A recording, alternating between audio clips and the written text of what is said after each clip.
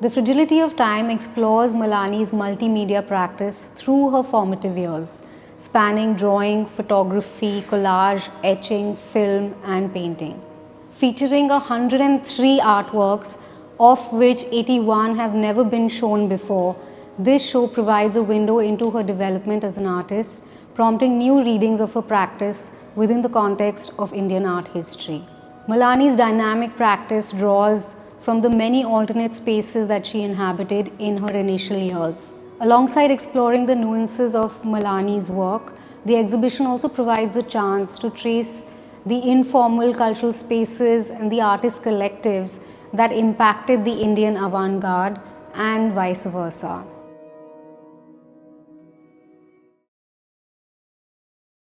So I think one of the really fascinating things about this show, it's like an overwhelming body of work. It speaks to how prolific you've always been. You know, one sees all your works in big museum solo exhibitions, and there's so much of multimedia. There's the way that you have integrated theatre, film, photography, painting. Is just such a huge motif in your work. So maybe we can speak a little bit about that, and beginning from the watercolor body, the watercolor diaries of from 1966, 65, 66. I have to say thank you very much for producing such a gorgeous show for me. I really appreciate it. For me, it's a learning curve because I've never seen all of this work ever set together or installed together. They've all been in folios and, you know, different kinds of boxes under my bed. Yeah. So suddenly here it is, here they are seeing the light of day. And for me, it's also, it's like peeling the skins of the onion, you know, and every part of that onion has something to say about my past, which also links to what I did later on as well. And then you see, I started with the watercolors, which are on the distant wall over there, as a kind of riyaz. And I learned this about riyaz already in my first year at JJ School of Art, when I had a studio at Bhulabai. There the musicians would come and have their time of riyaz. And they said to me, without riyaz, no, there will be no creativity. So there was Shamim Ahmed, or, you know, learning from Annapurna Devi.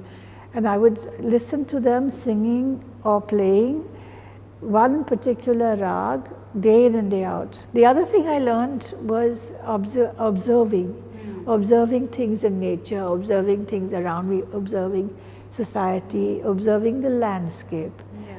And the landscape around me was very disturbing in the sense that, you know, my neighbor was Gai Tonde, and he would do these beautifully serene seascapes.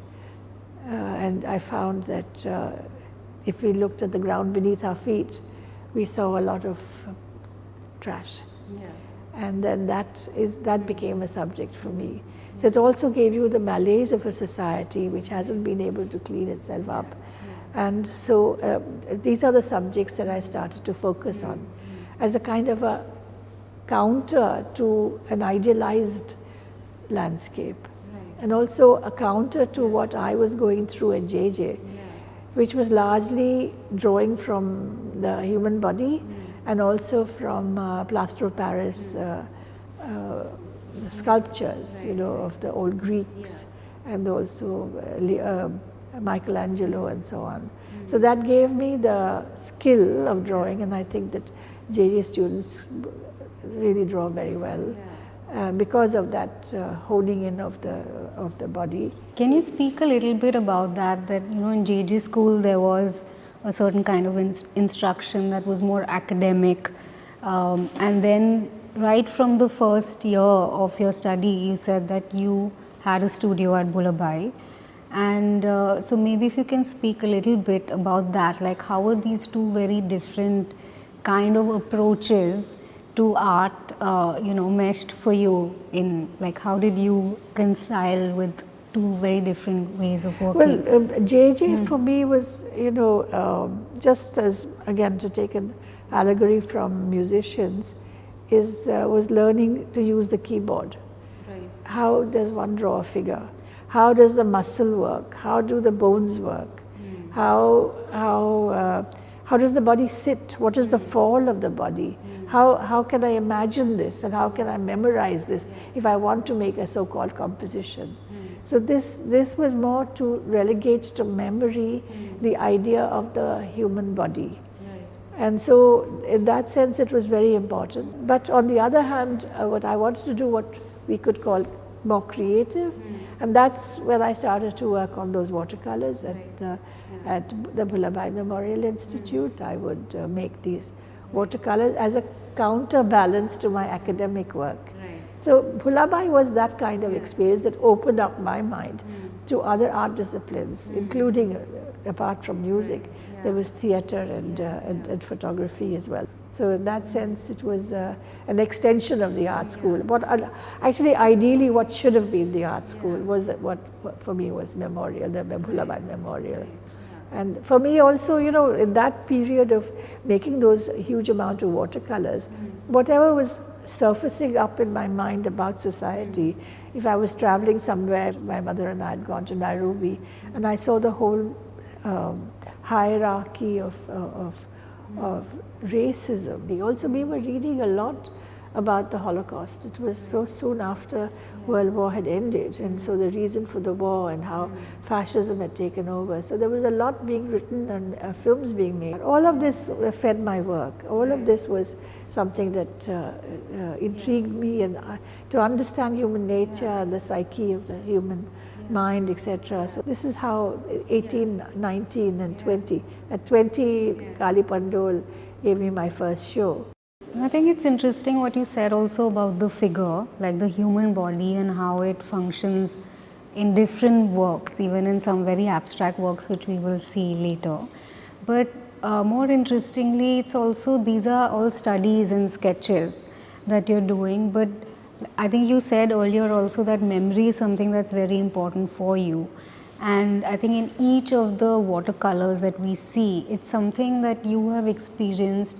So it's in a way like a response to, or you know, you assimilating something about an experience or a piece of literature, something you read.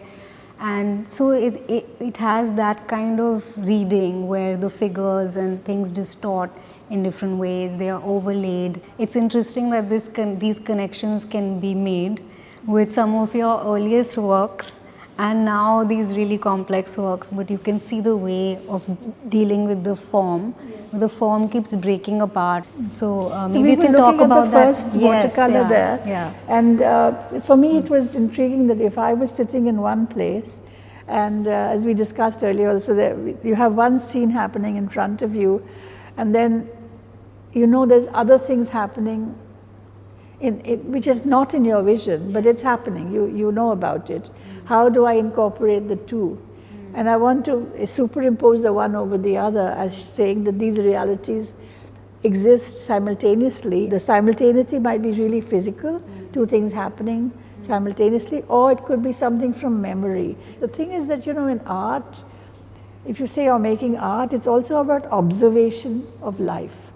And observation of life makes you even think about how your own ethics develops. You know, what do you see and how do you portray it? And how do you key in these things so that it's communicated? Because for me, communication is the main thing. Whatever art you make, it's not for yourself. It's a three-bodied relationship. It's the art, the artist, and the viewer. So that's very important, to always think about the other. And of course, I was helped on the way by so much that was written, cinema, and also talking to so many of the senior artists.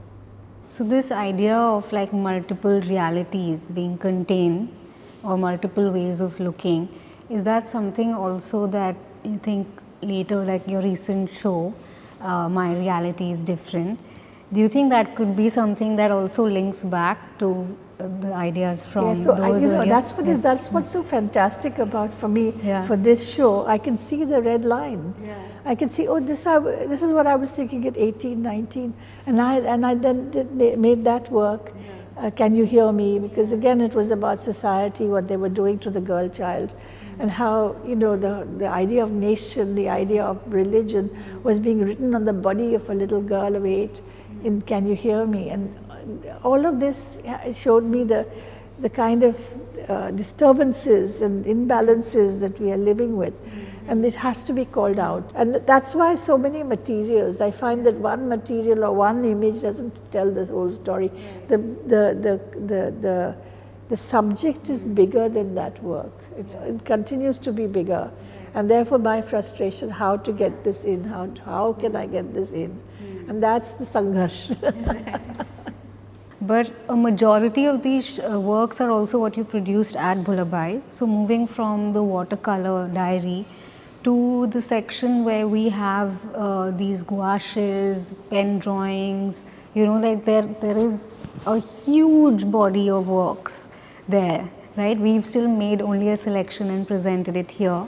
It includes things that you've tried with collage, with, you know, so if you can, I know you said that was also time, and you know, was it also that abstraction was something because of Gaitonde over there, and you said how, you know, you sort of imbibed these aesthetics, but at the same time you had a very different sort of way of, you know, approaching this, and within each work you have a different sort of story that you're looking from very individualist personal terms. Well, the gouaches actually came out through my looking at the cityscape.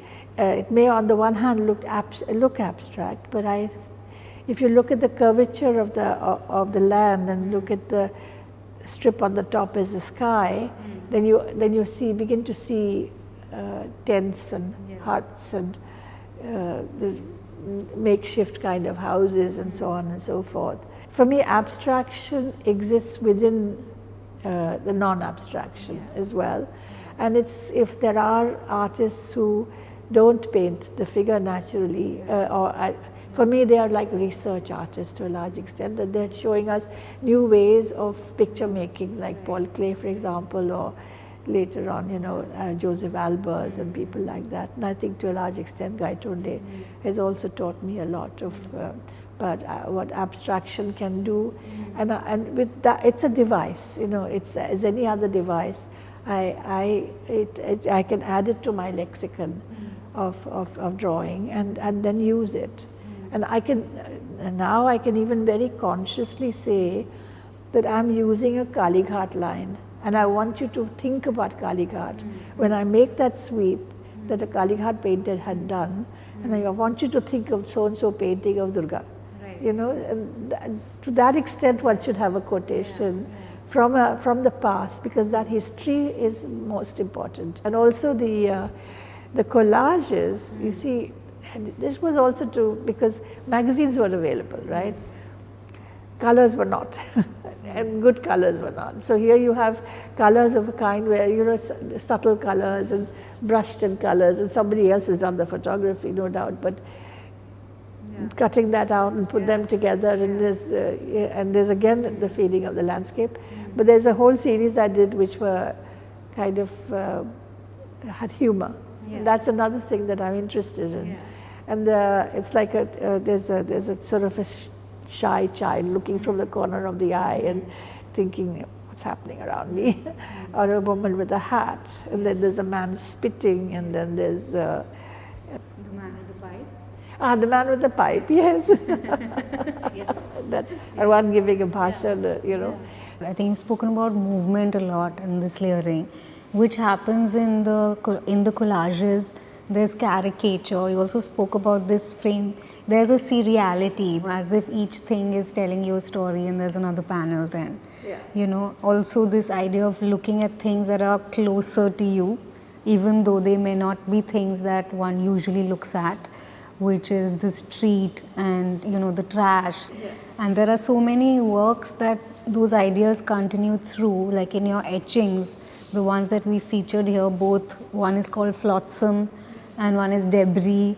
We also have these photos, reference photos that you've used later of Lohar Chaul when you had your studio there, of, you know, all the junk. It's these fragments of things, and trash can tell you so much about, any place or any person also. There are all these ideas that are linked together, which is from trash, there's also speaking, say, about the city or the individual. There is this idea of the human body, and there's a very sort of visceral experience of the city through all of this. And so that's what, now coming back to the human body, the silver gelatin prints where you've actually draped fabric. This is the first time that we've brought them out, which is strange because I think they are completely seminal. It shifts how one thinks about your past and your past practice, you know. Because there are ways that you found of speaking about things that cannot be spoken about. That's what, maybe yeah, whether it is they would have been censored, yeah, whether it's the female body, female sexuality. So you know, and those things then continue in even in some very figurative works where you're looking at the oil paintings. Well, you said it. Yeah. Because it was something that was very much discussed at that time, because we were going through it was the, well, maybe inception of the feminist movement, which later on led to so much literature being written about it. So here we were trying to forge, with the help of really good writers like German Greer and Judith Butler, Adrian Rich, a vocabulary that had to do with female sexuality, which had never entered the arena of masculine thought even. So these were very important, and that's when I made the series, and I said, the real thing is never going to be accepted. Right. So if I start photographing, you know, it would also not be subtle enough. Yeah. It had to, you have to come to it. You have to feel it. And it had to do with texture. Right. So that's why I chose this fabric. Right. It has a feeling of velvet, texture. yeah, yeah. The velvet, you feel you want to touch it, you know, that's what I felt. Yeah. And then I could model it the way I want to. And that's how this series, and of course I thought, you know, I printed it, that silver gelatin prints, but there was no way to show it anywhere. This is for the first time. Yeah. So that's what I mean, like in Western art, I feel there have been women artists who've also explored that, you know, through Louise Bourgeois. Louise and little Bourgeois, bit with this, those with her marble things, yes. Yeah. Yeah. And then of course Georgia O'Keeffe and all of that. But I think what's here also, we have like within abstraction and women artists who have, you know, who are now very seminal in that, like Nasreen Mohammadi and Arpita, there are so many, even Nalini Mukherjee. But what is interesting about these works is it's very early. This is in the early 70s that you have produced these. The other thing is it's photography. So those two things coming together, like using photography to abstract and represent the body, is pretty interesting. Can you speak a little bit about the photograms, the camera-less photography, which was also more organic to do with the body? Yeah. Well, that was I bought a camera finally in Paris, Asahi Pentax, a really good one, and one extra lens. Where I was living at that time, there were other students, so I asked them whether they would sit for me, nude. So they said, only on condition that you promise us you'll never publish our pictures. They were good friends of mine, so they all agreed, and I took the photographs. But I never did publish any of that. But what I did do, because I had the body, and in the enlarger I would put the negative, and I would have my photosensitive paper on which I put an opaque sheet, very thick opaque sheet, which wouldn't let the light pass through, but I would see the image. And I then took a ribbon and I made the contour with the ribbon and very carefully removed the opaque sheet and removed the negative so that I could time it, and then this is how that photograph, those photographs were made. So I had the contours of the bodies, but all with ribbons. It's almost like, you know, you've caressed the body into shape with the ribbon. So coming to these experiments with photography, maybe we can go back to also your time at the Vision Exchange workshop, So, can you speak about that time, what it was Well, like? the time, it was a very interesting time, no doubt, and it was also unusual to have such a workshop in Bombay at that time in 1969. And Akbar invited a few filmmakers and printmakers and myself. I had just finished at the art school.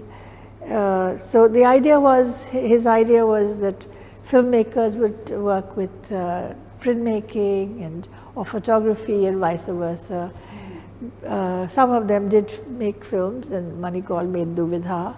Kumar Shahani worked on a script based on the works of an English psychoanalyst, Wilfred Bion, but unfortunately that film never got finished. Now they all shot on 16 mm. But there was one camera, which was a little camera, which was just sitting over there, and nobody wanted it because it was not professional. It was an 8 mm camera. And I worked out a whole way of working on with stop motion animation, using the idea of Charles Corrier's township in New Bombay for the workers' colonies. That was dream houses. Dream right? houses, and I was very, very influenced and inspired by this architect when he spoke about social housing and the care he wanted to give to the workers, and those workers who had left their farmlands to come into the city. And I made for myself my own township with cardboard and things, and I had a really simple lamp, and I tried to create shadows with it. So what did I get finally? It was black and white images which I shot on a Mamiya Flex 120 mm, which we have in the vitrine here. And this was a grayscale. How to convert the grayscale into color is what I wanted. That also I taught myself. Because the grayscale, light in terms of color in terms of light works differently from color with pigment. So like, for example, red and green gives you yellow in terms of light, which I thought was fascinating, was magical. So that's actually Newton's wheel. So I got some filters, and I used this on this lens, and I converted, I projected the Mamiya Flex slides, 120 mm, and converted the grayscale into color. But I did one more thing which gave me more of a headache, which was superimposing. So it was in the superimposition that I got the magic of the colors, of course. Otherwise, how would it work? Supposing I shot something in green, that didn't give me any magic, right? So I brought the film back, and I shot with red. And I had to do a proper registration, because if it slipped, then I wouldn't, it would not, I would still slip in with some gray. I didn't want that. So that's what I did, and then the scales would change, the colors. But I had no means of seeing what I had done till that film was sent to the developer. Of course, it's not video, it's film. But along that, I also had the chance to make, I had worked out scripts, and the cameras were not in use. I could use the 16 mm, black and white, on oeuvre film. And so the film I made on the girl on the bed, for example, again has to do with the grayscale, because it's abstraction within figuration.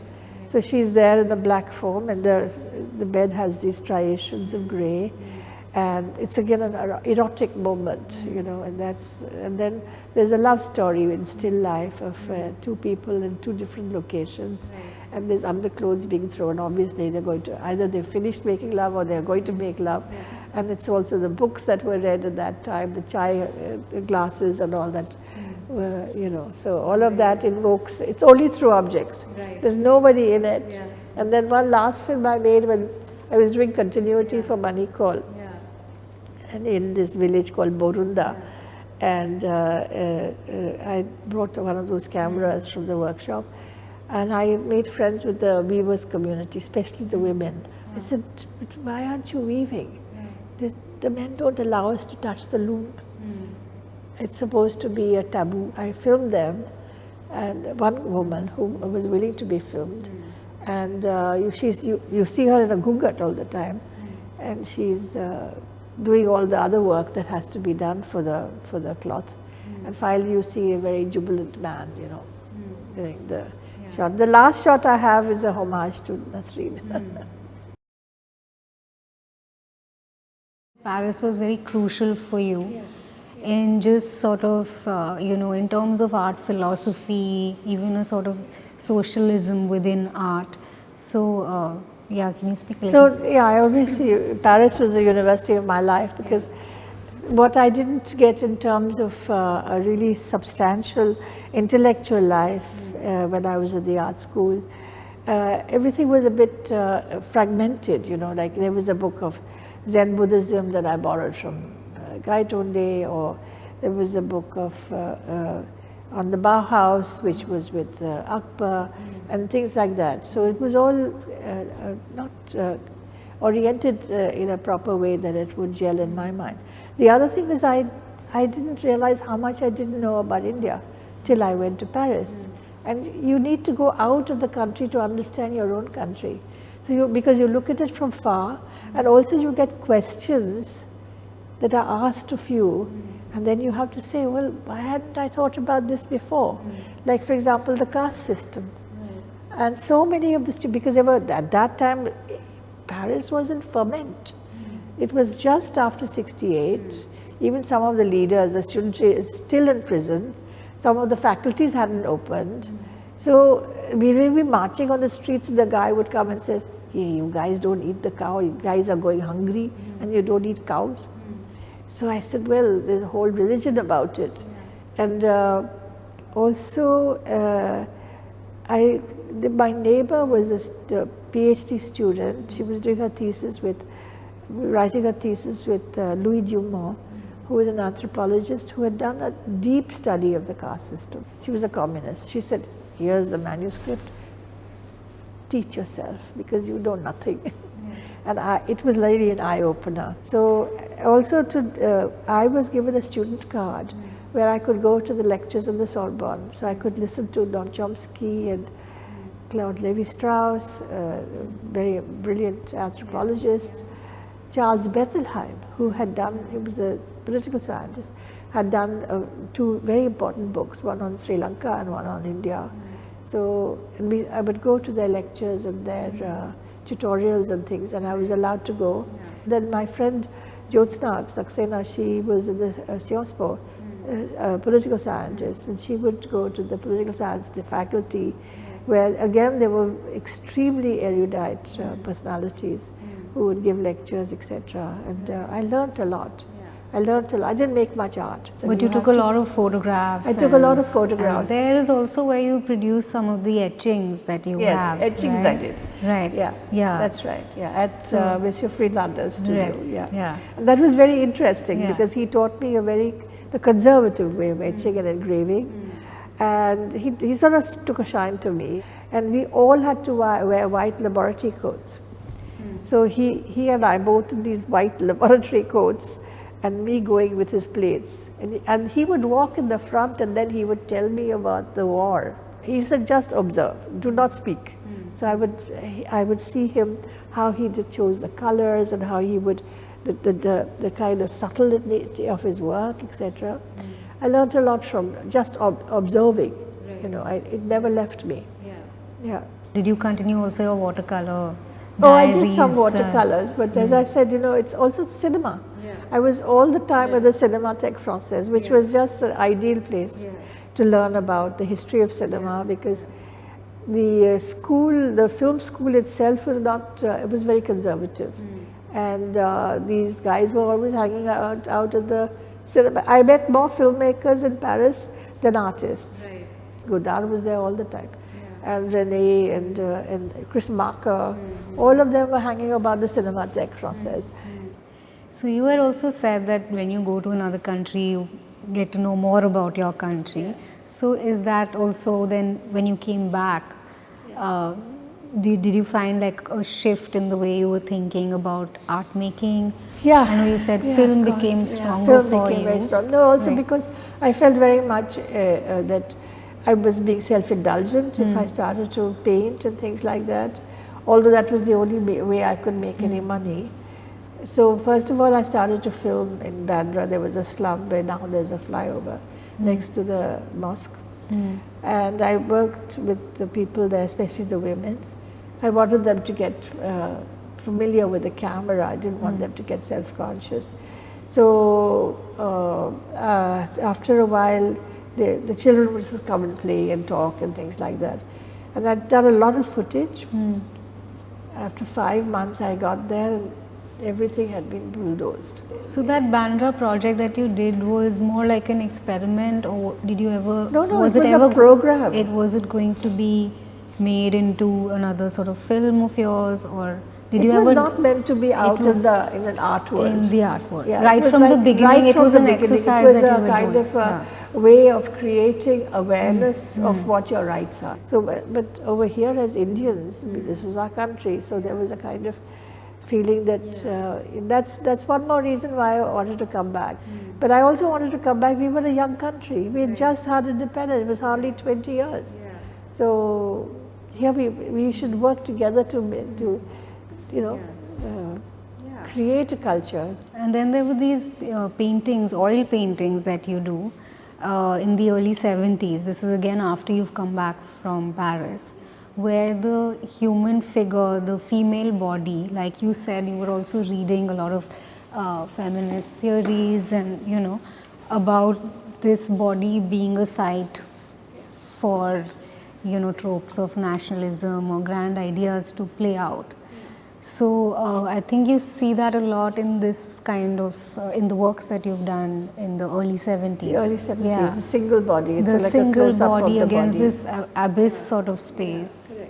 They look barely alive. They look like they've been through a lot. And again, here the body is distorted. It's in some places it's almost hard to tell. It's almost an androgynous figure. It's hard to tell whether it's a male or a female. So a little bit about that. I know you had some very specific things that you were also looking at. The older woman, that the shelf life of women, at least at that time, there was no consciousness of it. So the older woman, what was the position of the older woman, and the widow, and the fact that the widow had no place in society as such, and was considered almost an anathema, where joining in the festivities of the family, etc. So there was no life. So that was something that affected me deeply. And so a lot of the work has to do with that, the fact of short shelf lives. And I used to be also very concerned about how these magazines would show these glamorous women who had scarcely eaten anything. And so this contrast of how people were treated and how, or what was expected of the woman. And the thing is that we'd swallowed this whole. We'd swallowed the idea that we really are not on par.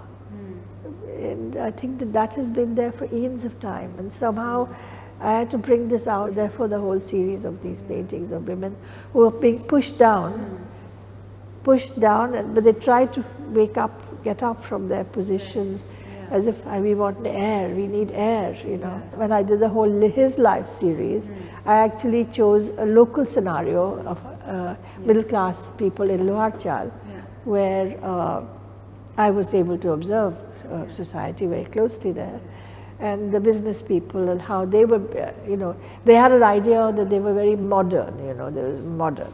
And so the women were allowed to wear sleeveless blouses and, so it was a kind of trying to be with the times, but actually mentally it was never the case. I also thought about at that time, because I was very interested in Greek tragedies, that somehow servants always knew what was happening. So a number of the things that I do have to do with the girl child and the scenario with the servants as a chorus, like in the Greek tragedy.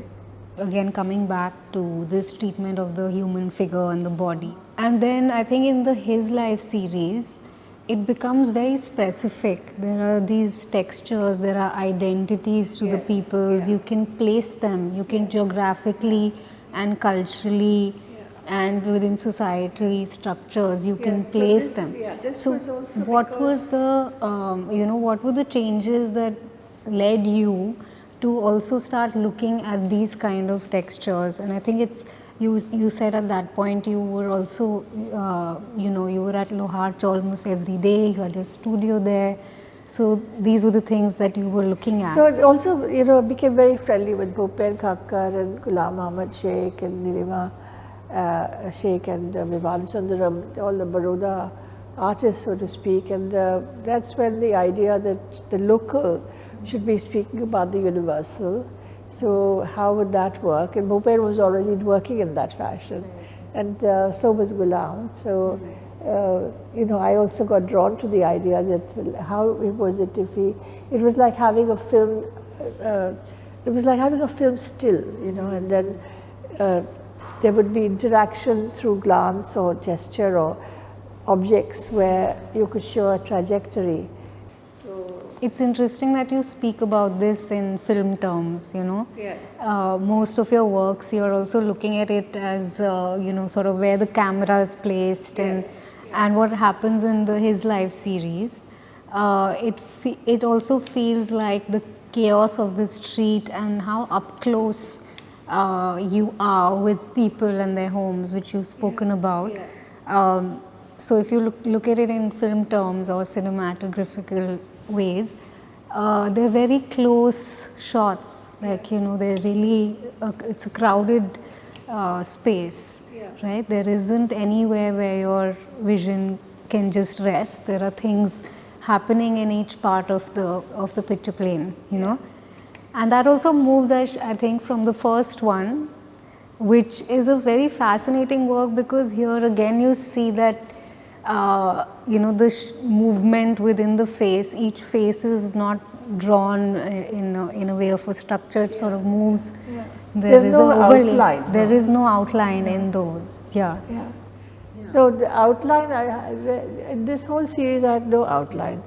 And that came from the earlier series of the single figure, where I was using a technique that I learned by looking at some of the Rembrandts, where you have glazes. So it's almost as if the body should be, in space should be shifting and it's not still. So there's always a kind of a tremble. I also think it's a very different sort of gaze that you have, even in his life series. The way that you have is more like looking at it through a female experience, whether it's in the draped velvet photographs of representation of the body, is also through a different female experience. So again, you see the sexuality of the female. It has so much to do with the kind of research that's been done on this by female philosophers like Adrienne Rich and Luce Irigaray. Judith Butler, of course, I spoke about, but there's one, Julia Kristeva, absolutely brilliant. It was, you are feeling something, and this is being legitimized in some sense in this text. And this helps a lot. This helps a lot to see, well, this is possible. That if I say that, yes, it's the orgasm of the female is all over the body, it's not localized.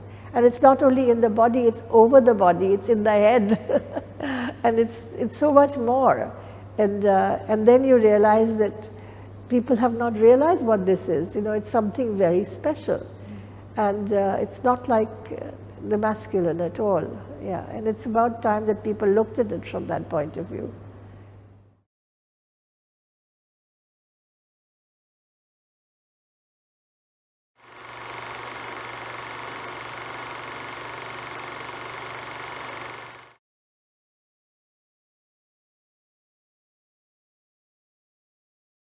What was Bombay like in the 60s when you were growing up, 60s and 70s? Well, it was a very different Bombay from what we have now. It's like saying Bombay/Mumbai. For one, there wasn't that much traffic. What I miss most is writers dedicated to writing about art. Adil, Nissim Ezekiel, Rudy, of course, Rudy von Leiden, much earlier. then Yashodhara would write, Shanta Gokhale, really look forward to their columns. You know, so, and they would cover whatever was happening with a kind of knowledge, you know, there was deep knowledge. How do you feel looking back at this, that all of these were things that happened as an alternate space, more informally, whether it was vision exchange or Bullaby, even Place for People was something that was a collective, which was more organic ways of finding synergies with artists. And with the women's exhibition especially show, because we had 5 shows. It wasn't just the 1 or 2 like the Place for People, but here there were 5 shows, and we started our shows because we didn't do them at regular commercial galleries. I really learned a lot in those 5 exhibitions, each one. Every remark that was made, everybody who said anything, whether it was Madhavi or Nilima or Arpita, it was very precious. This was the women artists This is the women's exhibition artist, yes. Yeah. Can you speak a little bit about that? So that, it was started with my foolishness. I was in New York in '79, and a very dear friend of mine, Judy Bloom Reddy, she's Krishna's partner, Krishna Reddy's partner. She said down the street at where I live is a gallery that's open for women by women, because they found that they are not able to find galleries that are going to show their work. So they've started their own gallery. It's called the AIR Gallery. And then she took me there, and she knew them all. So Nancy Sparrow, wonderful artists, Anna Mandietta, May Stevens, and 1 or 2 others, I forget. And then we were talking, and they said, why don't you show with us? So I said, I don't know how to bring works to New York to show, etc. But I like the idea very much, and I would go back and see whether we can have shows like this. Maybe we won't have a space, but it's an idea that the time has come. So when I came back, Pilu Pochkhanawala was a very dear friend of mine. So I went to see her, and I said, you know, Pilu, you're a senior artist and you will be taken seriously, not I. So you write a letter to the ICCR and to there were other cultural bodies where we could write to get funding for a project for women artists to show. So we made a list, 17 artists that would include even designers, printmakers, Anupam Sood and all, and sculptors. And then we would have this show together. So we wrote many letters, but we got no response. And Pilu got very sick because she got cancer, and she passed away. I wrote to Arpita, I said, she wrote to me saying that let us all 4, Madhavi, Nilima, you and I, we have our 4 show together. So I said, okay, we do it like that. No, I just want to thank you for this opportunity to see so much of your work and the opportunity to look into research works that you've not shown, and working with you has been just so fascinating. It's been really wonderful to, see these works today. You gave me this beautiful book, Umberto Eco. You can see the title. The Mysterious Flame of Queen Loana. Okay, so this book talks about fog. Yes. And this fog has cleared now. And my fog has cleared now because I can see all this that you have produced for me, which is, I'm very thrilled.